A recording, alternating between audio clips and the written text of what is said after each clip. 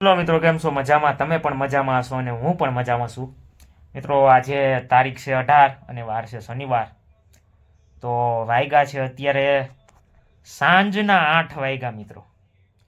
અને હમણાંથી વ્લોગ નહોતા આવતા પણ હવે આવતા રહેશે મિત્રો. વ્લોગ ન આવતા તો માફ કરજો, પણ હવે વિડીયો આવતા રહેશે. તો લાઈક, શેર અને સબસ્ક્રાઈબ કરતા રહેજો અને વિડીયોને આગળ શેર કરતા રહેજો. અને પેલી કહેવત છે ને કે સરોવર એક સાથે નથી ભરાતું મિત્રો. જીવનમાં યાદ રાખજો, ગમે એ કામ કરતા હોય તો જલ્દી કોઈની સફળતા નથી મળતી. ટીપે ટીપે સરોવર ભરાય છે એવી કહેવત છે. એટલે આપણે પણ નાનેથી શરૂઆત કરી છે. આજ નહીં તો કાલ ને કાલ નહીં તો બમદી આપણા શિખર ઉપર તો આપણે પહોંચીને રહેશું મિત્રો. એ જ રીતે જીવનમાં મોજ કરતા રહેજો અને આગળ વધતા રહેજો મિત્રો. જીવનમાં ટેન્શન બહુ લેતા નહીં અને મોજ કરતા રહેજો મિત્રો. કારણ કે જિંદગી એક જ વાર મળે છે, વારંવાર મળતી નથી. તો કંઈક જીવનમાં એવું કંઈક સારા કામ કરીને જઈએ, કંઈક સારા કાર્ય કરીને જઈએ કે પાછળના લોકો પણ યાદ કરતા રહે. એ રીતે મિત્રો જીવનમાં મોજ કરતા રહેજો અને આપણા વિડીયોને આગળ નિહાળતા રહેજો.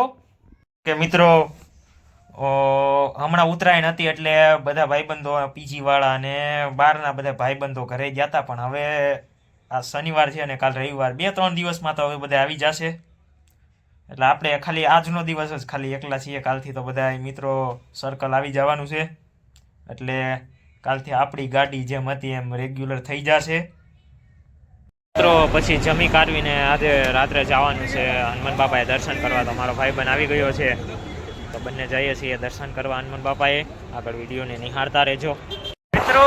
ઘણા બધા લોકો કહેતા હશે કે મનસુખ હનુમાનજીનો તે બ્લોગ નાખે છે. આ વખતે હનુમાન કેમ્પનો આ બીજો કે ત્રીજો બ્લોગ છે. પણ મિત્રો, ઘરેથી આવ્યો છું તો 2 દિવસથી આવ્યો, પણ 2 દિવસ આમ એવા હતા ને કે સાહેબ આમ રીલ્સ બનાવવાનો પણ સમય નહોતો, એવા કામમાં હતો થોડો, એટલા માટે. અને આજે સવારમાં તો મોડા ઉઠ્યા હતા, પણ બપોર પછી તે થોડુંક કામકાજ માટે બહાર હતા. અને અત્યારે મેં કીધું હનુમાનજીએ જઈએ છીએ તો આપણે બ્લોગ ઉતારીને આજથી નાખી દઈએ એ માટે. અને મિત્રો, જીવનમાં આનંદ અને મોજ જ કરવાની, ટેન્શન તો જીવનમાં આવ્યા જ કરવાનું છે.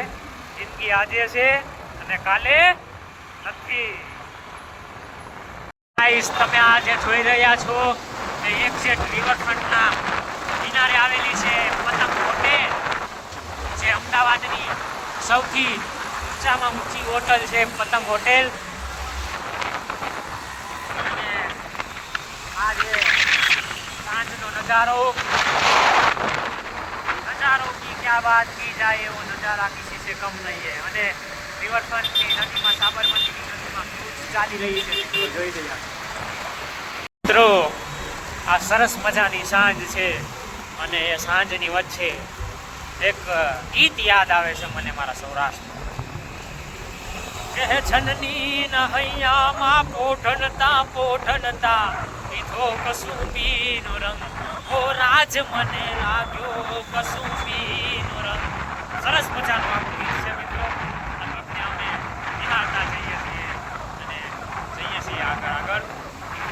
સાંજનો નજારો જોઈ અને એક અલગારી ચિહ્નની પંક્તિ યાદ આવે છે કે રસ્તે જાતો હતો હું એકલો, ન કવિ માર્ગને પૂછે છે કે રસ્તે. ને ગાઈસ, કે બબલી તેરો મોબાઈલ સિગ્નલ આવી ગયું છે મિત્રો.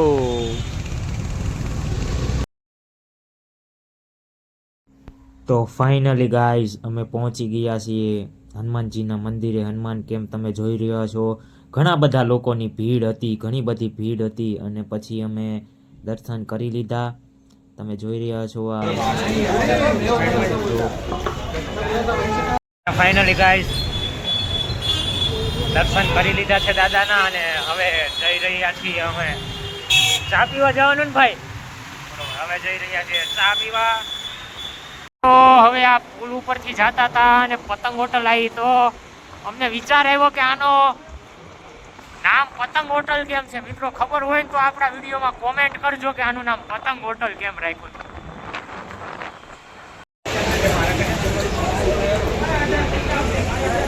હા હા પહોંચી ગયા છીએ ફાઇનલી ગાઈસ પીજીની તરફ. વિડીયોને લાઈક શેર અને સબસ્ક્રાઈબ કરી દેજો.